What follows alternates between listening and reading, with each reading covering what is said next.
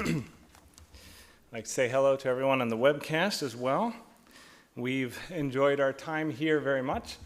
Just took a little bit of a family vacation and have enjoyed being here and being able to see everything that I think you see every day, but it is enjoyable for us to be able to see them. So it's new for us. Seems like whenever we have time to be able to vacation, it is to the wonderful state of Florida. So we have enjoyed our time. We leave on Monday morning, so early Monday, so we still have a day to be able to enjoy the beaches and just to be able to relax. I had to look at my wife. I talk to my wife a lot during messages because my brain does not work. The last three vacations have not been relaxing. They have been filled with COVID and other things that have happened. So this one has actually been successful, which is nice. We've been able to relax. We had a great time with the sign-ins last night, all day, and then being able to welcome in the Sabbath over a really nice meal. So it's been a very pleasant time here. I would like to also say Happy Mother's Day. The topic I chose today has nothing to do with that. So I want to make that clear because once we get into it, there's no way to tie it in unless you've made some, well, we'll get into it. It has nothing to do with it at all. But we are very happy to be here. We've enjoyed our time. Glad that we could be able to help Mr. Hafley out in a roundabout way. That was not, there was no decision behind that, but being able to help him in this way, we're very happy to do that as well. So I'd like to speak on something today that affects each one of us, every single person, not just mothers. So all of us. It is something that we do every day, and in fact, many times every day we do it. It is something that can help us, but it's also something that could hinder us greatly. It could be a problem. I'd like to read a few quotes to get us started. I love quotes. I love good quotes to be able to think about these. It says, "People do not realize how important decisions are until they make the wrong one." I'm not sure who that was by. I couldn't find anybody who actually made that, but thought that was really, really good. Another one, this one's by Robert Schuller. I love this one because you could put a lot of thought into this. It goes pretty deep. It says, "Never cut a tree down in wintertime." My family has stories about that. That is true. Let's start over. "Never cut a tree down in wintertime. Never make a negative decision in the low time. Never make your most important decisions when you are in your worst moods. Wait. Be patient. The storm will pass. The spring will come." We know that has nothing to do with seasons. It has everything to do with when and patient and making the right choices. Here's another one, the last one. Stephen Covey said, "I am not a product of my circumstances. I am a product of my decisions."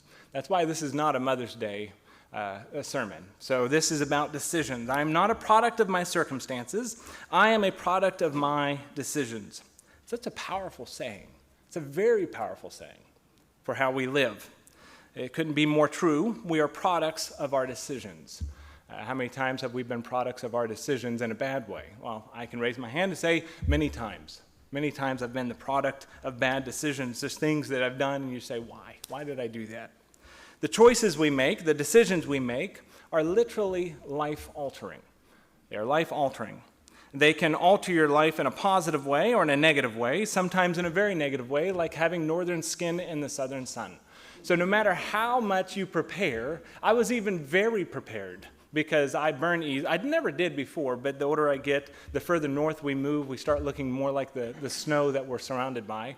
And we come down here, and the moment you notice, oh, I'm a little pink, that's too late.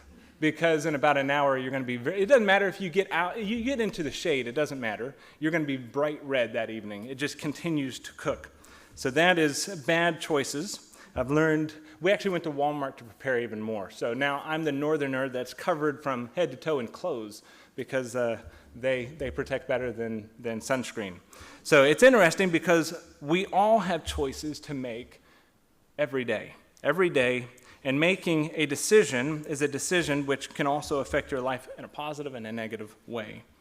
What I mean is you can't get around having to make choices. There's not a person that can get around it. There's nobody that can say, well, I'm not making a choice today.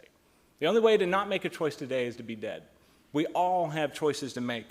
Psychology today said some sources suggest that the average person makes an eye-popping 35,000 choices per day, assuming that most people spend around 7 hours per day sleeping. That'd be nice, wouldn't it? 7 hours per day sleeping, and thus blissfully choice-free. That makes roughly 2,000 decisions per hour, or one decision every 2 seconds. Pretty amazing. UNC TV Science mentioned researchers at Cornell University estimate we make 226.7 decisions each day on food alone. I believe that. On food alone. I don't know how, 220, I don't know how, but we do that. All I heard when I read these statistics is we can't get around making decisions. We can't do it. None of us can do it. We're all going to make decisions, many decisions every single day. Decisions are not something you can give to someone else. You're not going to give it to someone else, no matter what decisions are ours to make and to live with. That's what makes it so hard. It doesn't matter if you are 5, if you're 85, we are responsible for our decisions. We own them. Now, obviously, there's a time that you will make your decisions for your children as they're babies, and you make decisions for them, and they grow, and the older they grow, the more decisions they make and are qualified to make, and the less decisions for them you make, and then all of a sudden they are basically able to make all decisions themselves. Now, we understand that. But our choices, they're ours. Excuse me. They're ours. We make them. We own them. I would like to look at the life of someone in the Bible. It's someone that we visit many times when we're talking about choices and bad decisions that they make. We turn to this person quite a bit. I'd like to look at what God said about this person. I want to look at the beginning of their life. I want to look at the end of their life, the bookends of their life. I want to look at that. And then I want to look at some of the decisions that they made during their life. Let's go ahead and go to 1 Samuel. You could guess where I was going. He's a favorite. How would you like it to be written in the Bible, all the decisions that you've made? Absolutely not. But thankfully, he did for our learning. 1 Samuel 13. Excuse me. 1 Samuel 13, verse 11. 1 Samuel 13, verse 11. And it says, and Samuel said, now this is talking to Saul, what have you done? Now you hear that a lot with Saul's life. Started out pretty good, didn't end so well. When I saw that the people were scattered from me, and that you did not come within the days appointed, and that the Philistines gathered together at Michmash, he didn't understand what he was told. He should have understood. He did understand, but didn't do it. Verse 12. Then I said, the Philistines will now come down on me at Gilgal, and I have not made supplication to the Lord. Therefore I felt compelled and offered a burnt offering. All sounds great, Saul. That sounds really good that you've done that. Wrong idea. And Samuel said to Saul, you have done foolishly. Basically, you have not listened. We gave you something to do, and you did not listen. You have not kept the commandment of the Lord your God, which he commanded you. For now the Lord would have established your kingdom over Israel forever. Would have done that. Verse 14. But now your kingdom shall not continue. The Lord has sought for himself a man after his own heart. Okay, that is such a bold statement there. That's something that we want to hear about us. God said, I was looking for you because you have my heart. That's great. Excuse me.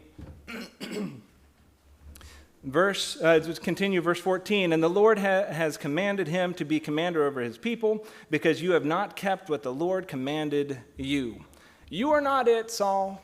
You did not produce what you were supposed to. You obviously don't have that heart. How hard would that be to be able to hear that, okay, whoa, I don't have God. God's the one saying it. You don't have the heart that I want. You don't have it. You don't possess that. What God wanted was a man after his own heart. Saul was not that man. But we know God finds that man. We know the story. Let's go to chapter 16. Thank you for the water.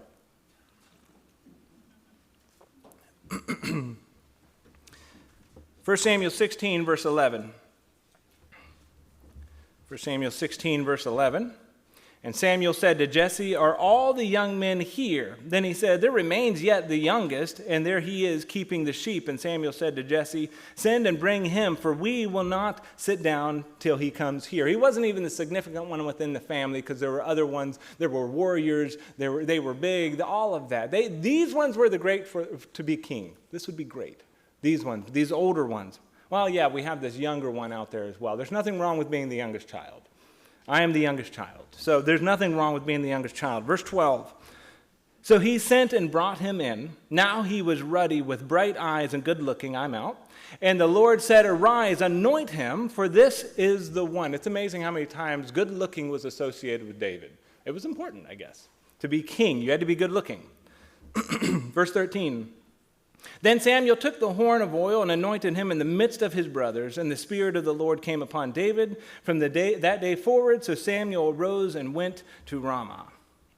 God chose David as the man who was after his own heart, had that heart. That isn't something to take lightly. How great would it be to have that said about you? God says, you have the heart that I desire you to have. You have it, that you possess it. That would be wonderful. That would be great. That's what I would love to hear, to be able to have that quality, God's heart. Let's move a little bit forward now to the end of his life. Those two were at the beginning of his life. God was searching for it. God found it. God knew who he was going for. Now I want to look at something after his life, those bookends. Let's go to 1 Kings. So again, this is after his life. 1 Kings. So he's lived his life. He's made the decisions. He is now dead. He's buried. He's made the decisions. Chapter 15, 1 Kings 15, verse 11. Just like Ecclesiastes say, the end of the life is better than the beginning of life. Yeah, I butchered that really bad. But basically, how you live, how you live through your life matters. When you die, and that life that you live behind, that example you live behind, is so much more powerful than the life that just comes into the world that hasn't done anything yet. Precious, beautiful, important, yes, but it's the life that's lived that example. Verse 11, 1 Kings 15, verse 11. Said, Asa did what was right in the eyes of the Lord, as did his father David. Well, he wasn't directly his father. That was through a line there. David set the bar of what type of leaders the kings were to be. He set the bar. As far as a flesh and blood king, he set the bar of how the kings were to rule, how the kings were to serve, how the kings were to be, the decisions they make, how they lived, the heart that they had. He set that bar. When a king was really good, they were linked back to David. That's how far back. It didn't matter. Josiah, we'll see in just a minute, links all the way back to King David because King David set the bar. And then when you were a great king, you went back, you were linked to King David. Let's go to 2 Kings 14. 2 Kings 14.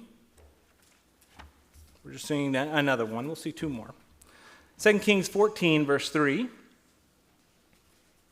2 Kings 14, verse 3 says, And he did what was right, Amaziah is, and he did what was right in the sight of the Lord, yet not like his father David. He did everything as his father Joash had done. So he did what was right. He did what was good.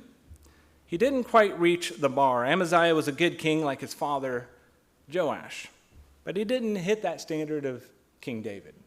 He did a good job, but didn't quite reach that. 2 Kings 22. 2 Kings 22. 2 Kings 22 and verse 2. And there's so many that we could go back to that they don't even mention King David, or he did evil in the sight, or he did as his fathers previously, but not going back to David. Here's Josiah, one of my favorite. I love this story. I love the character of Josiah. Josiah here, so 2 Kings 22 verse 2 says, And he did what was right in the sight of the Lord, and walked in all ways of his father David. He did not turn aside to the right hand or to the left. He reached that same bar set by King David in the service to God. It meant something. There was a value there. It's not saying that David was a great king because he was great, but that he was a great king because of his dedication to God. I mean, the choices, all of his life is laid out. We know the choices he made. They weren't great all the time. But his dedication to God was.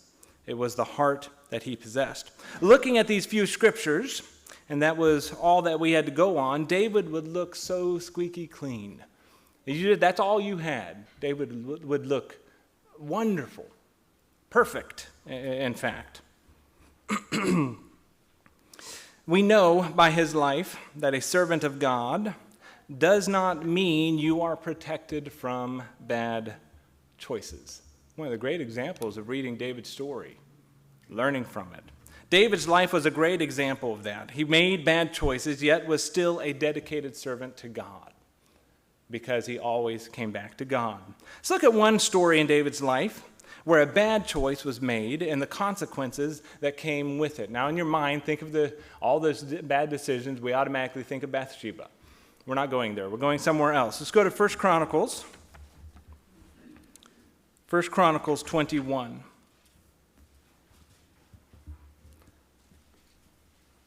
A bad choice with a heavy price to pay. 1 Chronicles 21, verse 1. 1 Chronicles 21, verse 1, said, "Now Satan stood up against Israel and moved David to number Israel." Now, if you read the same account in 2 Samuel 24:1, it says that God moved David. God moved David. Well, there's no issue making sense of both of these, as they were saying the exact same thing. God permitted the temptation of Satan, and Satan was only allowed to do what was permitted by God. Jameson Fawcett Brown said, God, by withdrawing his grace at this time from David, permitted the tempter to prevail over him. Saying the same thing. Verse 2, "So David said to Joab and to the leaders of the people, 'Go number Israel from Beersheba to Dan, and bring the number of them to me, that I may know it.'" Was it because he wanted to know the number, or was there more to it at this point? Was it just because he wanted to know the number of Israel, of Judah? Or was there more to it?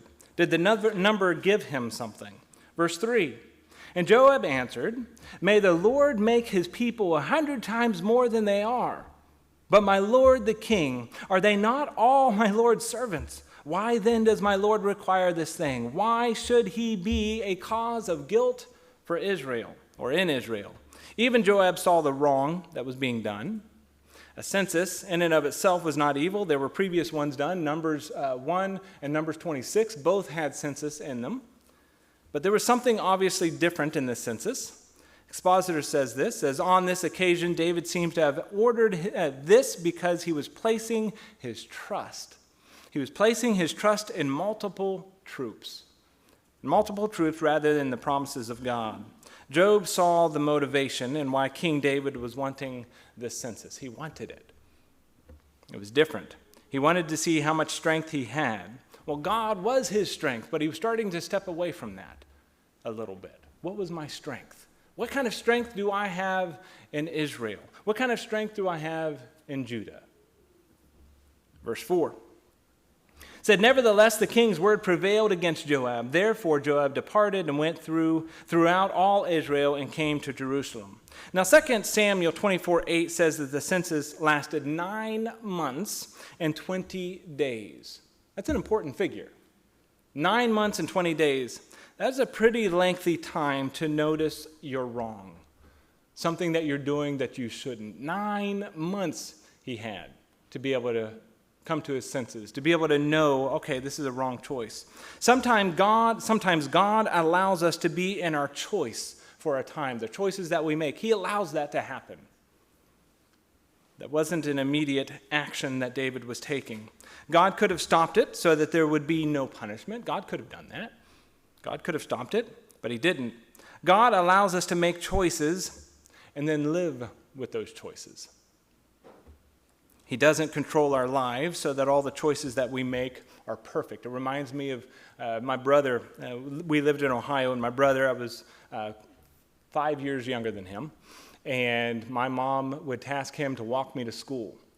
And so I loved mud puddles. I was pretty young, and I loved mud puddles, and she was like, "No, keep him out of the mud puddles." So my brother would take his hand around my neck and he'd walk me to school, and I was pretty much on my tiptoes. So he would take me on the path that he wanted me to go. I couldn't get out of it. God doesn't do that. God lets us choose our path. God lets us be on the path. He doesn't take us to where he says, I will take all choice from you. That's what my brother did. That's not what God does. He doesn't do that. Because of that story, I lost my place. 1 Chronicles 21 concentrates on the total number of men capable. Let's read verse 5. See what happens when I tell stories? I jumped way. Okay, so God desires our choices to be the choices that he would make, but he does not force us to make the right choices. Do you know what that means when he does that? We must be mindful of the choices that we make. That's an important thing, for especially in the world that we live in, the time that we live in, we have to be mindful of the choices that we make. That's gold, that's a treasure, to be mindful of the things, the choices, the decisions that we make. Verse 5. Then Joab gave the sum of the number of the people to David. All Israel had 1,100,000 men who drew the sword, and Judah had 470,000 men who drew the sword. Just a quick note here. If you were to read 2 Samuel 24 account, you would see that this number is different. You read that. People love to be able to find these little differences in the Bible to try to prove the Bible wrong. Well, there's two different accounts here. This one says God, this one says Satan, this one says this number, this one says this number. There's always a reason for it. You can always find it. The 2 Samuel 24 account concentrates on the total number of men capable of bearing arms who are not already in the military. It's giving a total number. See, there's two numbers that David would have. The ones that weren't all completely in the military yet, that could be, when he calls them. Could be. What does that show us about both accounts? Again, King David wanted to know how much military might that he had. His own strength, the might that he had to be able to do whatever he wanted, the might that he had within Israel and Judah. Okay, what is the might? What is my military might? How much strength do I, as king, have? Kind of everything's pointing back to David. Verse 6. But he did not count Levi and Benjamin among them. Joab didn't, for the king's word was abominable to Joab. Joab was angry with the king and did not support his decision at all. There's wisdom in that. And we're coming to the end of the story, not the end of what we're going to read, because God expounds upon it, but the end of this story, verse 7, says, And God was displeased with this thing, therefore he struck Israel. So David said to God, I have sinned greatly because I have done this thing. I love this. It's actually quite beautiful. But now I pray, take away the iniquity of your servant, for I have done very foolishly. Verses 7 and 8 are expressed further in verses 9 through 17. It expounds upon it. You have this break, or you read the story, and then God kind of expounds upon it, or the writer does here. The end of the story is actually verse 8. But again, verse 9 through 17 opens up the part of the story and gives more detail. Again, verse 9 says, And God was displeased with this thing, therefore he struck Israel. Well, how? How did he strike Israel? Verse 9. Then the Lord spoke to Gad, David's seer, saying, Go and tell David, saying, Thus says the Lord, I offer you 3 things. Choose one of them for yourself, that I may do it to you. This isn't typical for how God works. You don't see this a whole lot. God can do whatever he wants, but you don't see this a whole lot here. But it is to prove a point that we are to hear, a point that we are to learn from, and the point that consequences can come at a very hefty price. A very hefty price. Choose one of 3, and he puts them out. Choose one of 3, David. Verse 11 says, So Gad came to David and said to him, Thus says the Lord, choose for yourself either 3 years of famine, or 3 months to be defeated by your foes with the sword of your enemies and overtaking you, or else for 3 days the sword of the Lord, the plague in the land, with the angel of the Lord destroying throughout all the territory of Israel. Now consider what answer I should take back to him, to God, who sent me. Put yourself in his seat. What just happened?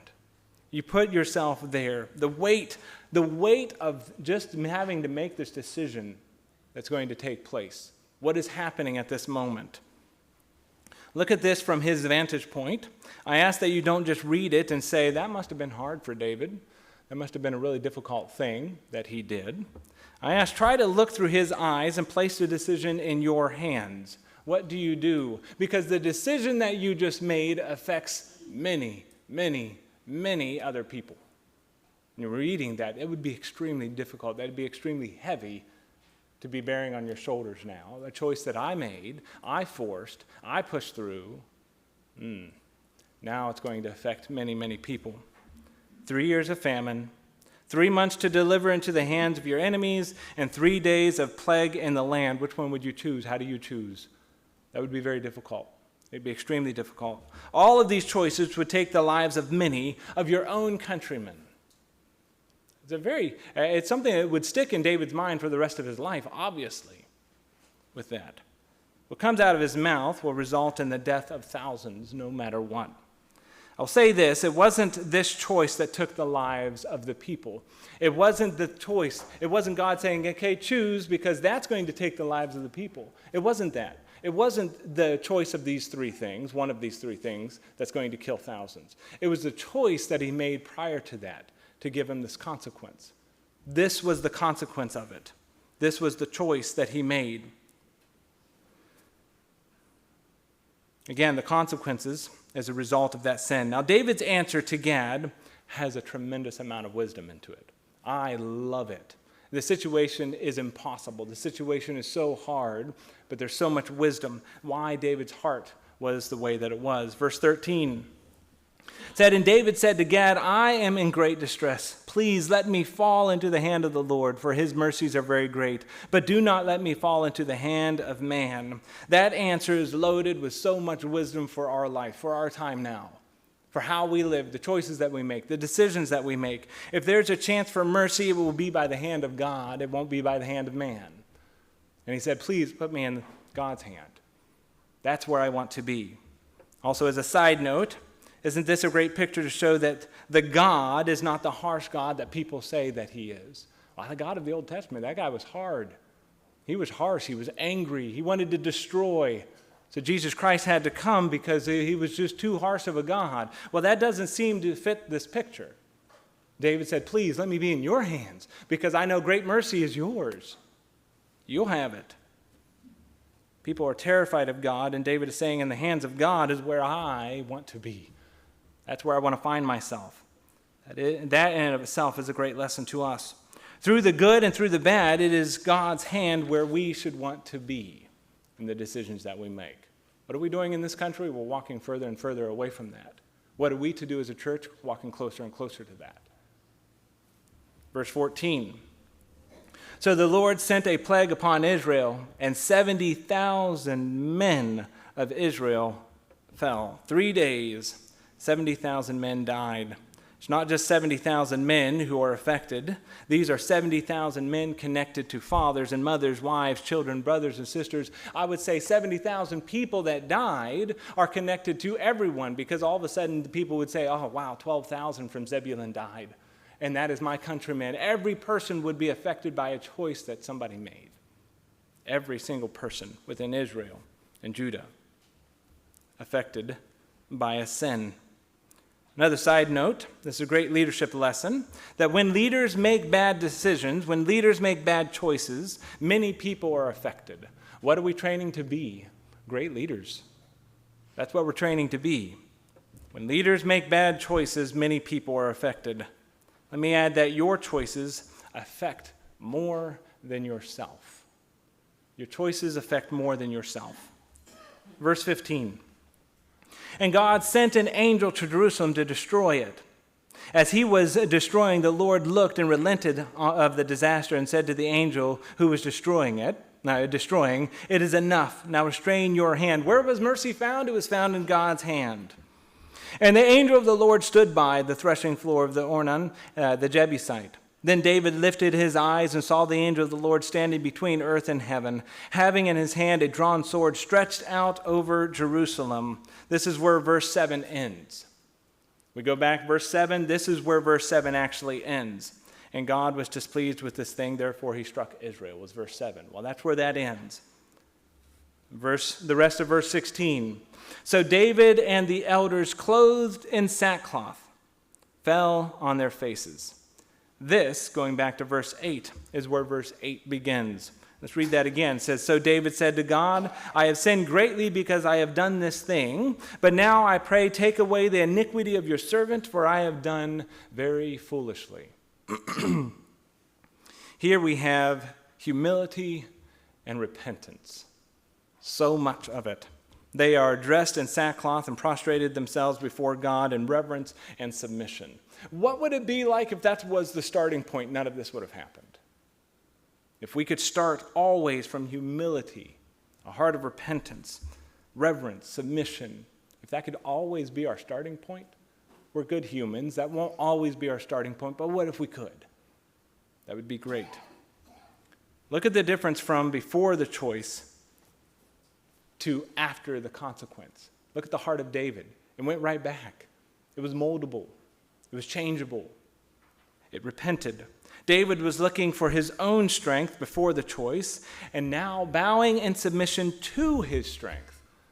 God, a heart changed. The path changed. His face again went back to focus on God. I love that. Verse 17. And David said to God, was it not I who commanded the people to be numbered?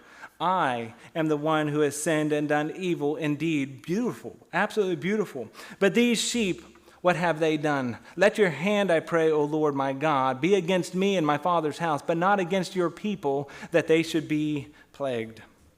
That is a remarkable verse for leadership. There's so much within that. That is a leader. Leadership as a king, but even more so, leadership in our own life. David owned his choice. We must own our choices. We have to own our choices. Again, as we heard earlier, I'm not a product of my circumstances. I am a product of my decisions. That is such a powerful statement. My life has shown me that when I am in a mess, most often it's because of the choices that I have made. I found myself there because I'm the one who brought myself there. Now, we know Ecclesiastes talks about time and chance is a literal, real thing that happens, and we find ourselves in bad situations because time of chance does happen. But many, many times it's because of the choices that we make. When I am often in peace, or at peace, it's most often also because of the choices that I've made. David said loudly, the choice was mine. The sin was mine. When you can do that, is a heart that is full of repentance and change and beauty. That is where we want to find ourselves. That sin was mine. What does this world do so often when bad choices are made? What does this world do? Well, let's go back. I think we might have been here a few times. If you've been in the church very often, that doesn't make sense. For very long, you would have been here. Let's go to Genesis 3.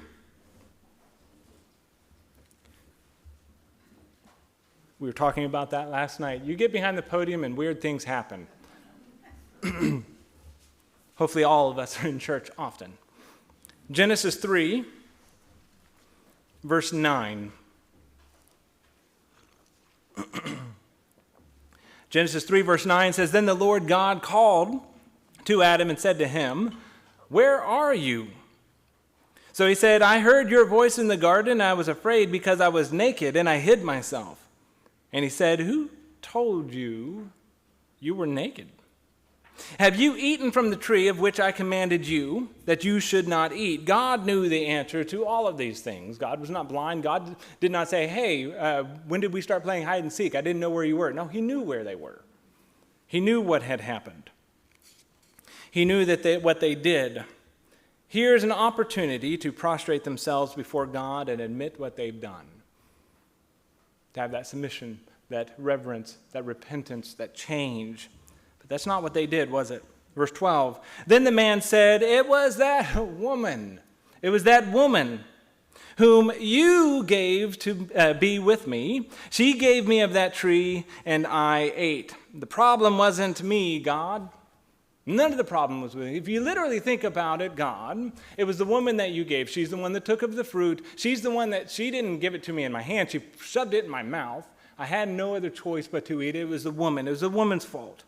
She was the one that did all of this. And in fact, it was you who gave me the woman. So if you think about it, let's just divide it up a little bit. You're part of the blame, God. You did this. You did this thing. I think she might be broken. If you're looking for where the problem lies, it's certainly with her. Can we create a new one? Kind of the idea here. Let's just point to somebody else, but not ourselves. Let's point everywhere else. Verse 13. And the Lord God said to the woman, "What is this that you have done?" And the woman said, "The serpent deceived me, and I ate." The problem most certainly was not with me. It was not with me at all. The serpent is the one who started this whole conversation. He started talking, I was just listening. That's it. The serpent told me things that weren't true. The serpent led me to believe something that wasn't right. If you think about it, God, he's completely to blame. He's the problem. It's interesting how many times throughout the Bible, Jesus Christ, and throughout the Bible also, where it says, do not be deceived. Do not let yourself be deceived. This deception doesn't allow you to make bad choices. Deception doesn't say, oh, okay, well, I didn't know you were deceived. Okay, well, you're okay now. Now that you're not deceived, you're okay. No, deception is a warning. God says, do not allow yourself to be deceived. Do not be deceived. It means arm yourself. Deception is not an excuse. But she was saying, if you're looking for where the problem lies, it is most certainly with the serpent. Something I like about these next verses is God doesn't even bother asking the serpent. We're not going to read it. He doesn't even ask the serpent, hey, what's going on here? What happened? He's basically saying, I know you're the problem. I know that. He just gives the punishment to Satan. But both Adam and Eve point elsewhere for the problem when both of them were completely and unquestionably at fault. Both of them. But what did they do? Let's point somewhere else. That is the world that we live in, and when we are not careful, we can do the same thing. I can definitely say with no hesitation, I've done a fair share of that. You don't want to be wrong, so you point elsewhere. But David doesn't do that. And his fault, he owned it. That is a mature life. That's spiritually mature. That's where we find ourselves. The more spiritually mature we are, we stop the pointing outward and start the pointing inward. 3 things that we can learn from this. I'm just going to read these 3. 3 things. 1, the people of God are not immune from making bad decisions. We absolutely are not. The people of God are not immune from making bad decisions. Sure, it makes you feel more guilty. We have God's Spirit. It's like something reminding you, hey, that was a bad decision, and you made it. You did it. It's all yours. An internal pointing device. 1, the people of God are not immune from making bad decisions. Number 2, the people of God, I could say you and me, are not protected from the consequences of bad decisions they make. I could say we make. The people of God are not protected from the consequences of bad decisions that we make. I'll just read it one more time. The people of God are not protected from the consequences of bad decisions they make. And number 3, the result of bad decisions should always bring us back to God. The result of bad decisions should always bring us back to God. I'm very proud of myself. I read those slowly. I've taken time because I get in trouble from the most beautiful woman in my life that I read very quickly and then move on. So the result of bad decisions should always bring us back to God. Well, on the contrary, three things that we can also learn. 3 things opposing that. 1, the people of God are encouraged to make good decisions. David was always encouraged to make good decisions. We are always encouraged to make good decisions. The people of God are encouraged to make good decisions. 2, the people of God are blessed by the consequences of good decisions they make. The people of God are blessed by the consequences of good decisions they make. And number 3 on both of them are exactly the same. The result of good decisions should always bring us back to God. Our decisions always should bring us back to God. I've heard so many times over the years, why did God allow this to happen to me? Why did God allow this to happen to me? Why? Why did God do this to me? That's a favorite. Why did God do this to me? I guess God wants me to learn more because he allowed this to happen. So often, you know what that sounds like? Pointing. Sounds like? Looks like. I guess you can't really hear a pointing, but that's what it looks like. Pointing to God. Well, God, why did you do this? You want me to learn something here? What's going on? If we look at the events in our life, much of the consequences are the product of our decisions, our choices.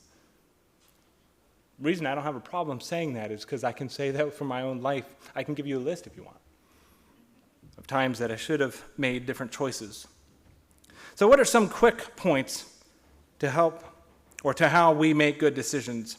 I have 5 very quick points from the book of Proverbs. I love Proverbs, so much wisdom from Proverbs, of being able to know how to function through life, the decisions that we make, how we approach life. I love it. So now, obviously, let me preface this by saying that what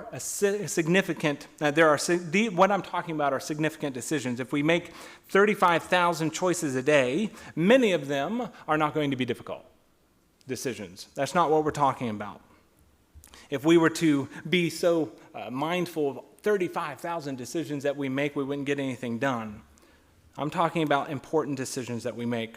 I'll also say as learning and growing continues, and I'm talking spiritually, important decisions will also increase. We will grow in those things. It is acting upon the knowledge that we gain in life. That's what this is. That is why growth is so important. That's why we have to grow. That's why we have to change. That's why our heart has to become more moldable by God. And our relationship with him must grow. The more growth, the more important decisions that we will make. Number 1, we've already basically said this a few times, but that's how important it is. Number 1, lean on God. It'll always come back to that. That should always be the starting point. Lean on God. As time goes on, I've learned to lean on God more and more for the decisions I make. That has increased a lot over the years. God is the first place that we want to go with our decisions. Let's go to Proverbs 3. Proverbs 3.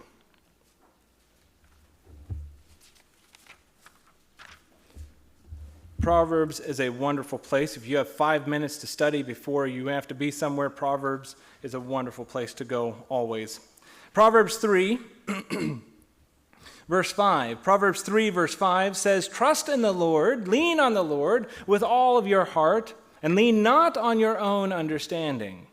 Verse 6. "In all your ways acknowledge him, and he shall direct your paths." That is a perfect start and formula for making successful decisions within your life. It's a beautiful thing. If we lean on our own understanding, we then tend to gamble with the decisions that we make. We want him to direct our paths. We don't want to direct our paths. We want him to direct our paths. Something interesting in this word direct, God does not force the directions we go. Like my brother holding onto my neck, he forced me to go every direction that he wanted. God does not do that. He directs our path, but the choice is still ours. But he gives the guidance of what path to choose. He helps us make the right choice. Quickly, let's go to Proverbs 16. Proverbs 16.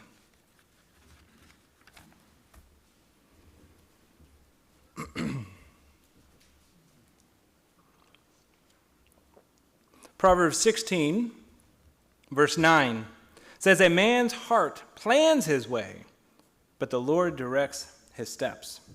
When our plans and our decisions align with God's direction, we will make the wise decision. Again, he does not force the choice that we make. Number 2, don't make the decision alone. I am a huge fan of this one. I have grown to love this one. I used to be a person, and you still find yourself going to old habits. And I'm not saying I used to be because I've completely overcome it. not at all what I'm meaning. But I used to be one that I could do all things. I didn't need to go to other people. It was hard for me to go to other people. Well, I've learned some important lessons. Given a certain on this point alone, just this one point, there's a lot of value that we can learn from this. Go to Proverbs 11. Proverbs 11, verse 14. Proverbs 11, verse 14 says, "Where there is no counsel, the people fall. But in the multitude of counselors, there is safety." That is beautiful. I love that. People falling is by making the wrong decisions. This is in a plural sense. It's in a singular sense. A person or people fall where there is no counsel. This shows the incredible value of trusted counsel, surrounding yourself with people to go to with decisions. Every decision doesn't mean it's the same counsel.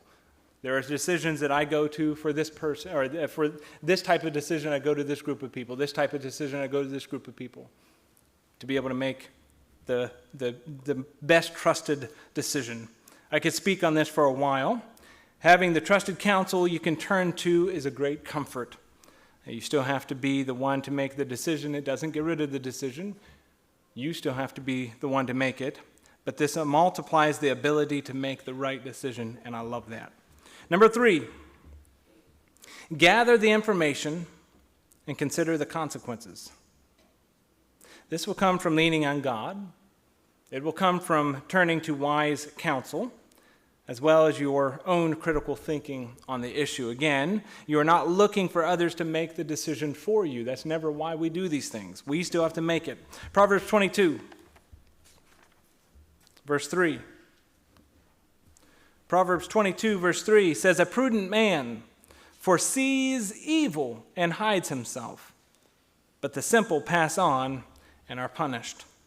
This prudent person acting with or showing care and thought for the future, looking at it, the decisions he made possibly, is able to foresee something bad or something wrong, and he's able to make a wise decision that he gathers the appropriate information. Okay, all right, I see problems.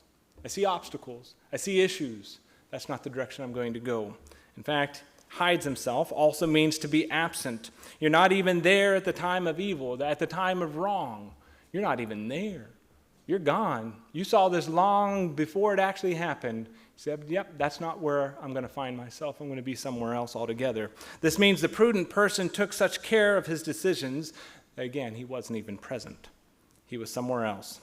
Our decisions need to have the same care.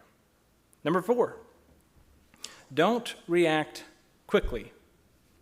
Don't react quickly. This means not to let stress make the choice. How many times have you made choices that's all surrounded by stress? I've done many of those. That's not where you want to be. Many bad decisions come out of that. Reacting quickly. Consider your emotions. If we could do this all the time, there would be so many bad choices that would never happen. Many of my bad choices would not have happened if I would have just said, okay, push the brakes. What is that one saying that we read? Never cut down a tree in the wintertime. Never make a negative decision in low time. Never make your most important decisions when you are in the worst moods. Wait. Be patient. The storm will pass. The spring will come. That's what this is talking about. We are emotional. People are emotional. Emotions are good, but when we allow emotions to rule us, we are in trouble. Let's go to Proverbs 14. Proverbs 14, verse 29.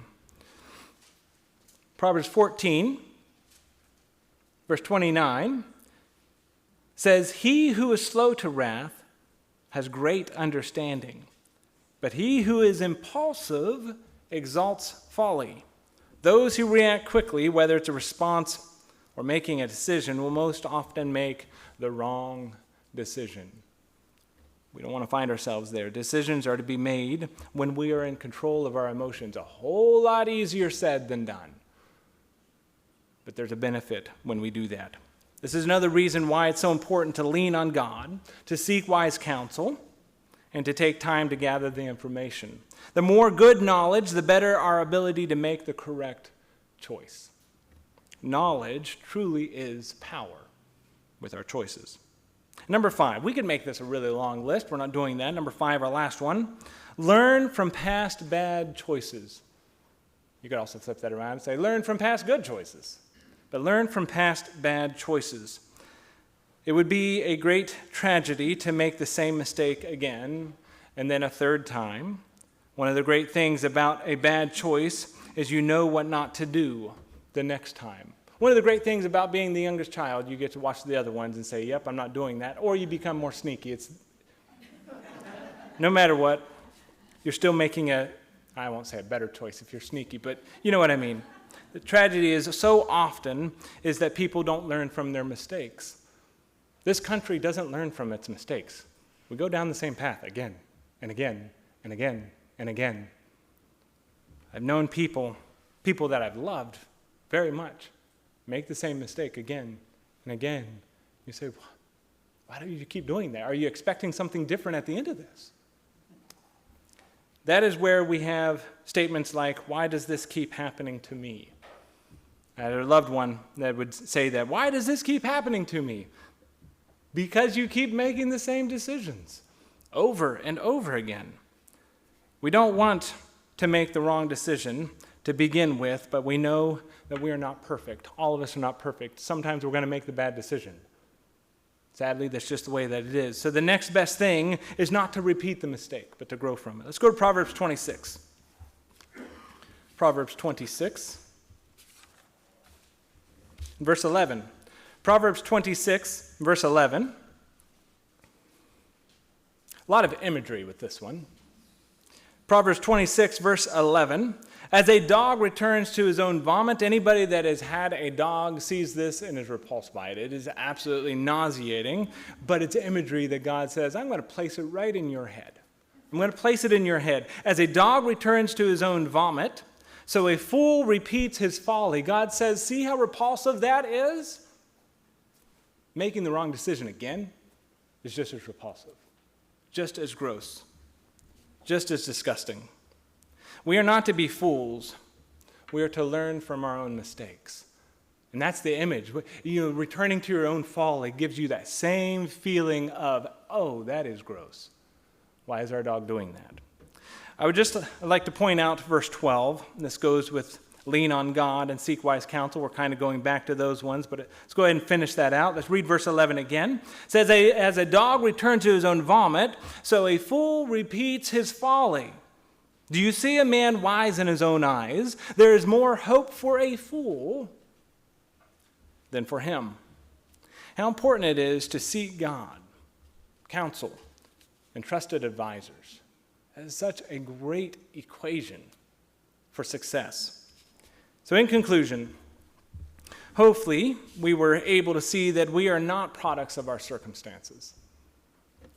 We are products of our decisions. And that can be a negative and a positive. And I say for us, it's a positive. It can be a great positive. We were able to review a story of a faithful servant of God who made a foolish decision, and it cost him. This shows us that a servant of God does not mean you are protected from bad decisions that you make. We are servants of God. We are children of God. We make bad decisions. It happens. We answer to bad choices like everyone answers to bad choices. We also looked at 5 ways to make wise choices. 1, lean on God. It always goes back to that. Number 1, primary, most important, lean on God. 2, don't make the decisions alone. Look at the counsel we have in this room. Look at the counsels we have across this country. A bunch of people filled with God's Spirit. Don't make the decisions alone. 3, gather the information and consider the consequences. Knowledge is power. 4, don't react quickly. I fall into that sandpit from time to time, and it never ends well. Don't react quickly. 5, learn from bad choices, or learn from past bad choices. It is so important as we navigate life to make the best decisions that we can. Life is hard enough as it is. I think we can all say that. Yeah, life gets really difficult sometimes. Life is great sometimes. We are a blessed people, but life can get hard at times as well. Life will present many challenges outside of the choices that we make in our daily lives.